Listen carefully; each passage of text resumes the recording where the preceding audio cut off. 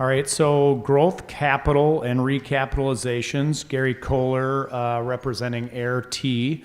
Gary's been in the investment community in a number of different capacities for a lot of years and done some very unique investing. And when you're sitting at the table and you're kind of wondering who the kind of the pansy is, right? And who's not the smartest guy at the table. If Gary's at your table, then you better start looking at yourself because a very bright man. Anyway, Gary.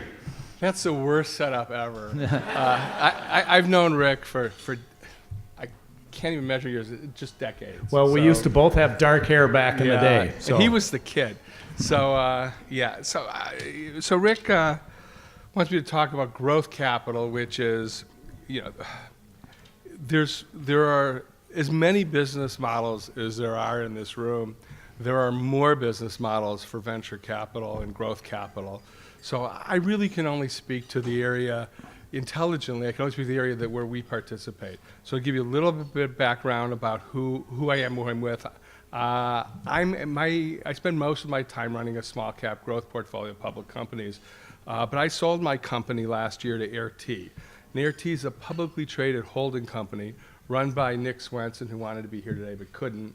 And we're an investment-driven holding company. We are investors thinking about the investment itself. We don't pigeonhole anything. We just sort of think about, is it a good investment, and that requires it to be a good business.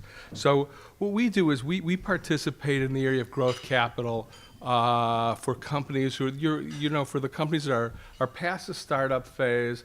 The next equity round they feel is just highly dilutive and expensive. Yet they can't borrow. They've probably already tapped out the traditional lending sources. They're not the kind of a business model that they can borrow from a bank, or they've already done their receivable and inventory financing. Banks are really very, very narrow lenders to young companies. So where we fit in is we will try to structure transactions, usually debt related, but not always, where we will look at assets beyond what banks are interested. We'll look at anything from real estate, intellectual property, basically any tangible asset that's an important part of the business that we're interested in. We have a history of we're Air T, so we wouldn't be surprised. We've done a lot of transactions in the aircraft industry where there are a lot of there are assets that a bank typically would have no way of getting their hands around. But so how we're structured is we have an investment fund internally. It's managed by managers of the business, and we look for transactions, and we'd look smaller and we'd look bigger, but say in the $2 to $10 million range. We typically are not looking. We're looking to participate in ownership. We're very flexible, and it can only be described as very much a very one-off kind of business.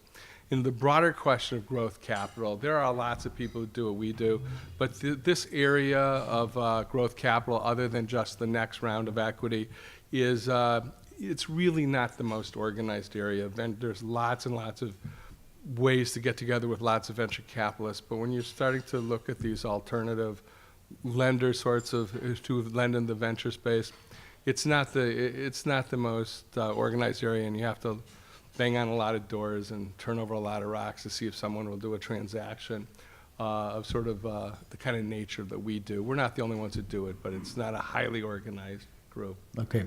And then given your background from the hedge fund world as well as Nick's, that's part of why you're just open to lots of different kinds of transactions, correct? Nick and I, it's just investing is in our DNA, and that's why we do it.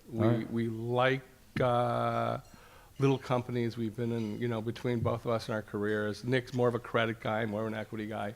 We've seen a lot of small businesses that became very, very valuable and have generated a lot of wealth. And some of them fall in the obvious categories that everybody wants to participate in, and they don't need us. And lots of them fall in the category as, wow, we just can't find any capital to do what we want to do, or it's really hard. And that's where we think, as investors, we add the most value. Great. Well, thank you very much. Good.